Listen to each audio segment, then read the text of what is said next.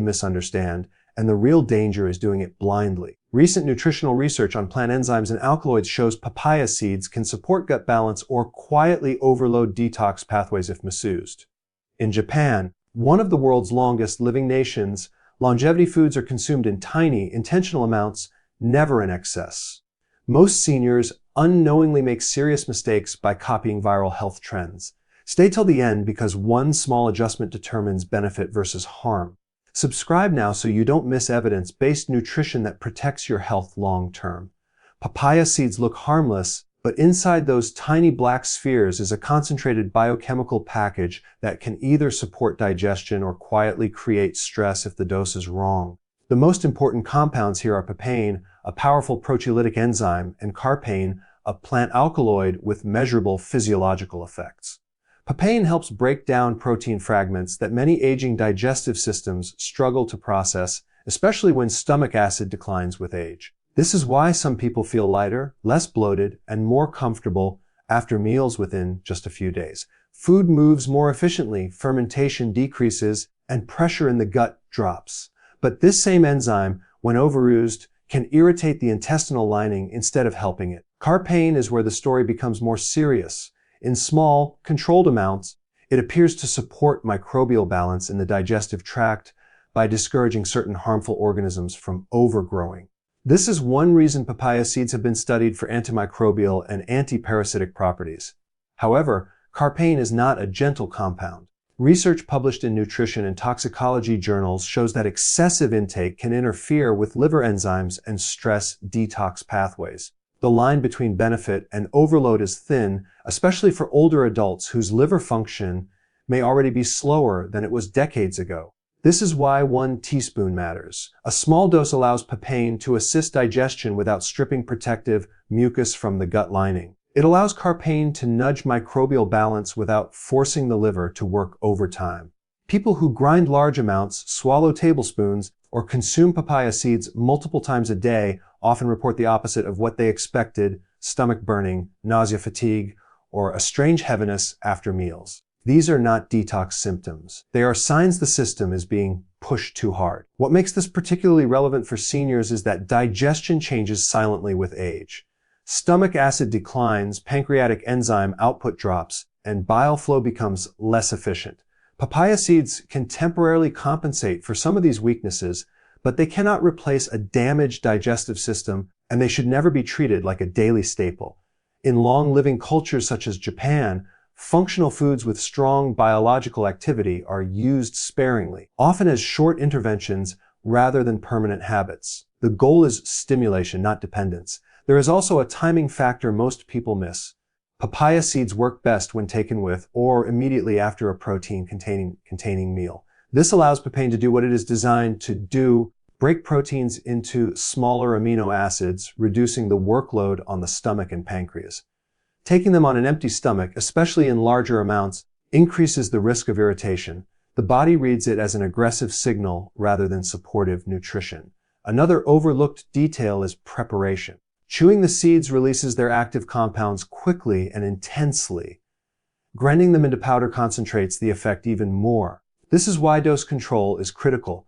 A teaspoon of lightly crushed seeds is very different from a heaping spoon of finely ground powder. The digestive system responds to concentration, not just quantity. The people who benefit most from this approach are those experiencing mild bloating, slow digestion after protein, heavy meals, or occasional gut discomfort, not those with chronic liver disease, active ulcers, or inflammatory bowel conditions. For these individuals, even small amounts can be problematic. This is where most mistakes happen. A natural food is assumed to be universally safe, and warning signs are ignored until discomfort appears. When used correctly, the digestive reset many people feel comes from improved protein breakdown, reduced gas production, and better nutrient absorption.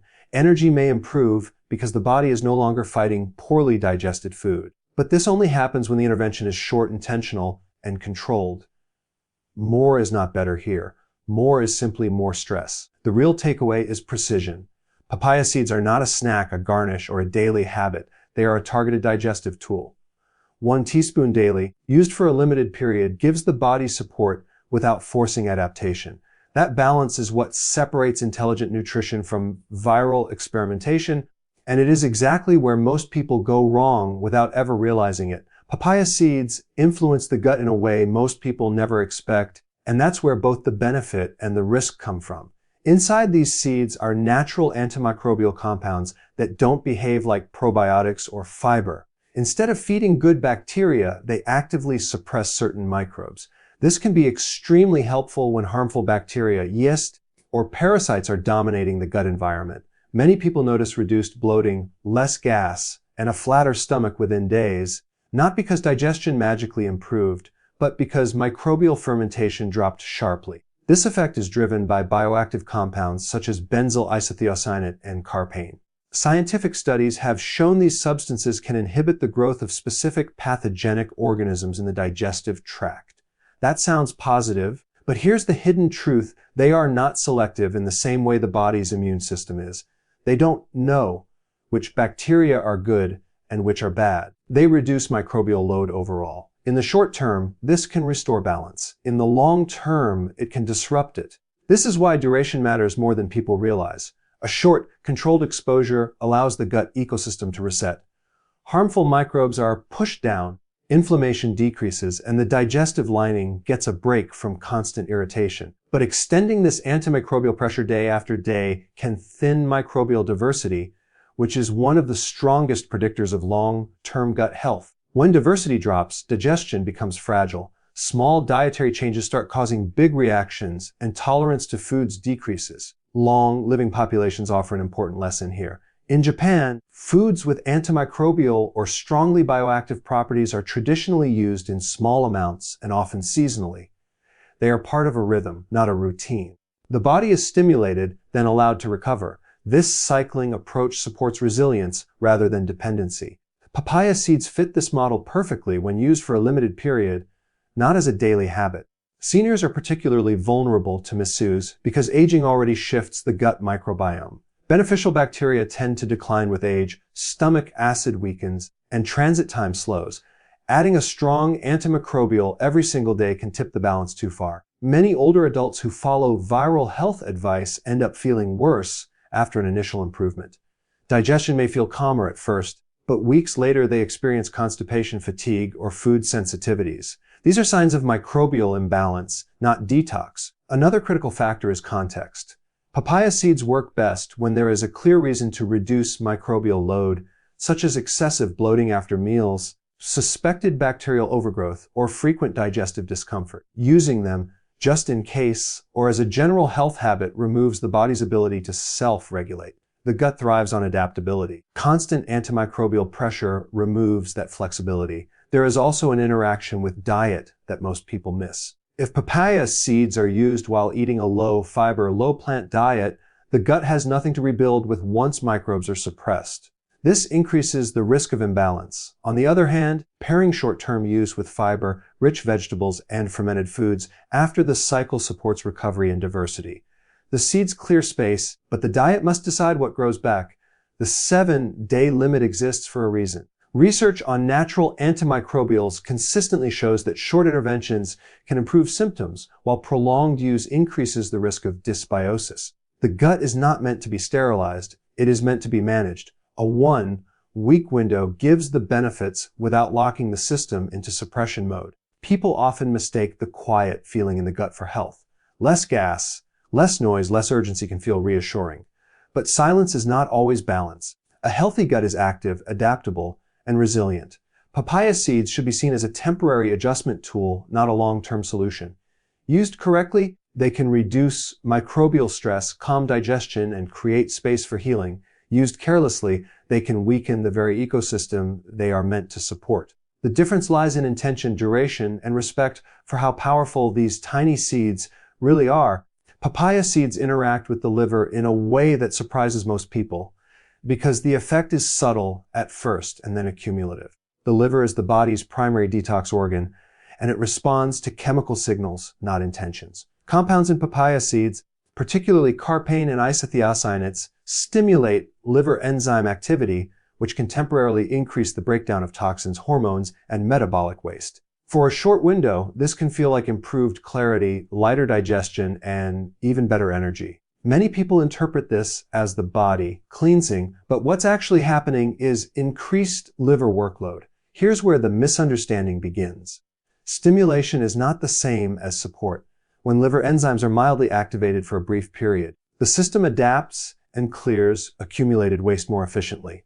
But when that stimulation is repeated daily without breaks, the liver does not get stronger, it gets strained. Research in nutritional biochemistry has shown that continuous exposure to certain plant alkaloids can upregulate detox pathways beyond optimal levels, increasing oxidative stress rather than reducing it.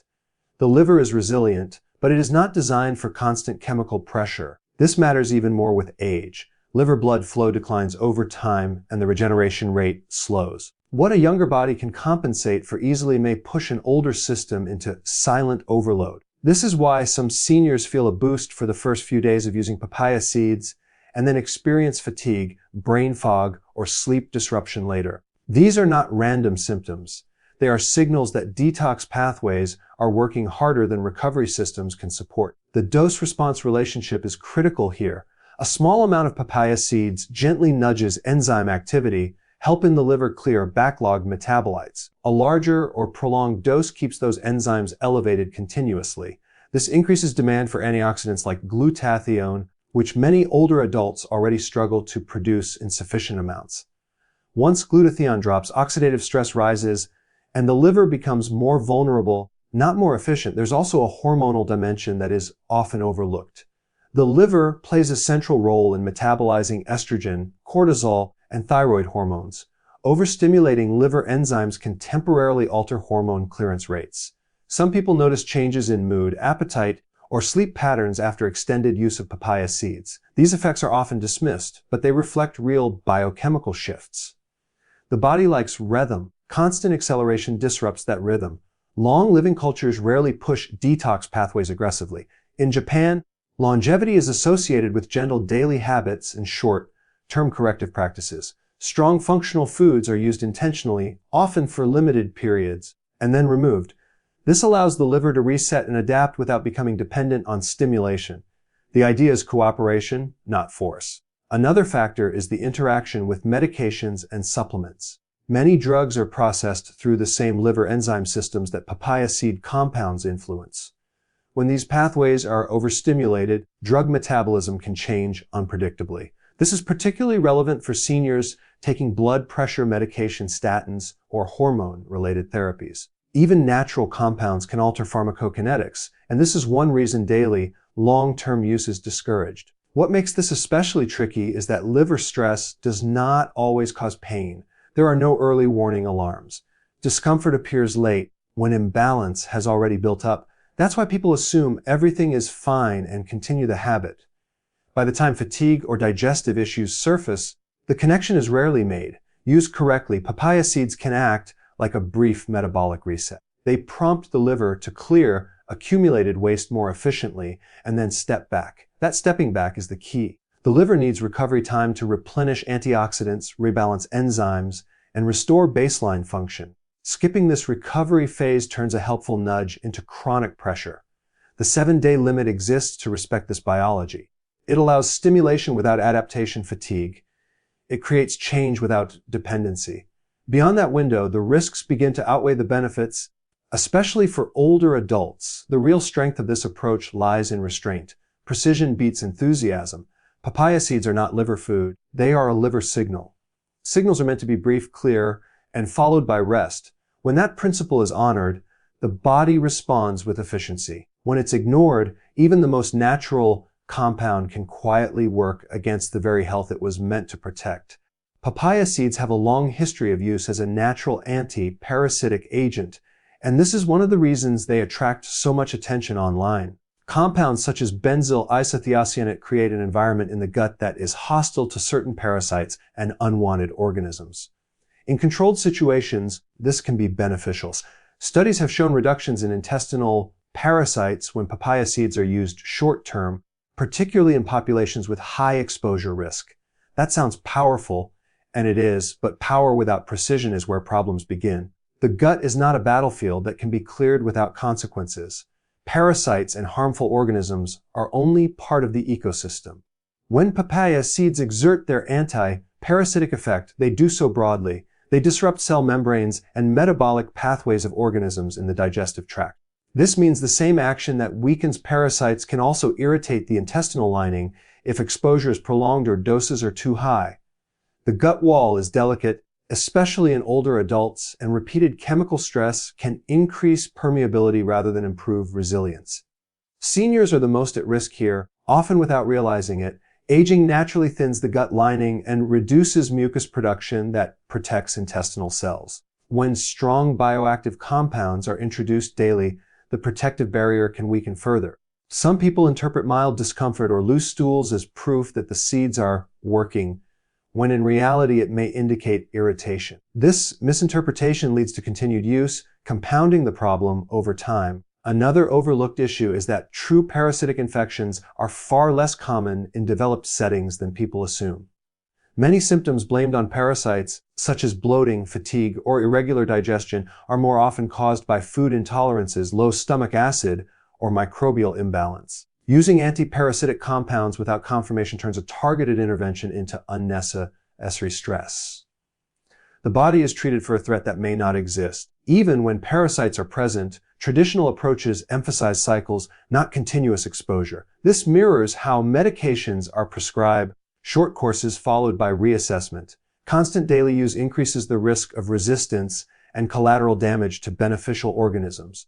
The gut microbiome works in partnership with the immune system, and disrupting that partnership weakens long-term defense mechanisms. Long living cultures again provide an important contrast. In Japan and other regions known for longevity, strong medicinal foods are respected, not abused. They are used deliberately and temporarily, often under guidance, and then withdrawn. This allows the body to respond and adapt without becoming inflamed or depleted. The goal is restoration, not eradication. There is also a systemic effect to consider. Irritation in the gut does not stay in the gut. Increased intestinal permeability allows inflammatory compounds to enter circulation, placing additional burden on the immune system and liver. Over time, this can manifest as joint discomfort, skin issues, or unexplained fatigue. These downstream effects are rarely connected back to a seemingly harmless dietary habit, which is why the risk goes unnoticed. Another critical factor is nutritional status. Antiparasitic compounds can interfere with the absorption of certain nutrients when used excessively. Minerals like iron and zinc, already at risk of deficiency in older adults, may be less efficiently absorbed. This creates a paradox where a person tries to improve health but slowly undermines nutritional reserves. The promise of a quick fix is what draws people in. The idea that a simple seed can eliminate hidden threats feels empowering. But health is rarely that simple. The body responds best to informed, measured actions. Papaya seeds can play a role, but only within a narrow window where benefit outweighs risk. The most dangerous mistake is assuming that natural means harmless and that discomfort equals progress. In reality, discomfort is information. It signals that the system is under strain. Ignoring that signal and continuing out of fear of parasites or unseen toxins creates more problems than it solves. When used briefly and intentionally, papaya seeds can assist in specific situations. When used casually and continuously, they can irritate the gut, weaken defenses, and create confusion about what the body actually needs. The difference lies in understanding that strength in nutrition comes from restraint, not intensity, and that even the smallest foods can have outsized effects when their power is misunderstood. The most important factor with papaya seeds is not what they do, but how long they are used and what happens afterward. The body responds to short, intentional interventions very differently than to continuous habits. A 7-day protocol works because it creates a controlled signal, not a permanent change. During this brief window, digestive enzymes are stimulated, microbial load is reduced, and metabolic pathways are nudged into action. The body notices, adapts, and responds. What it does not do well is remain under that same signal indefinitely. Biology is built on cycles. Digestion, detoxification, hormone balance, and immune function all rely on periods of activity followed by periods of recovery. When papaya seeds are used for 7 days and then stopped, the gut and liver are given space to recalibrate. Beneficial bacteria can repopulate, antioxidant systems can replenish, and enzyme levels can return to baseline. This recovery phase is not optional. It is where the real benefits are locked in.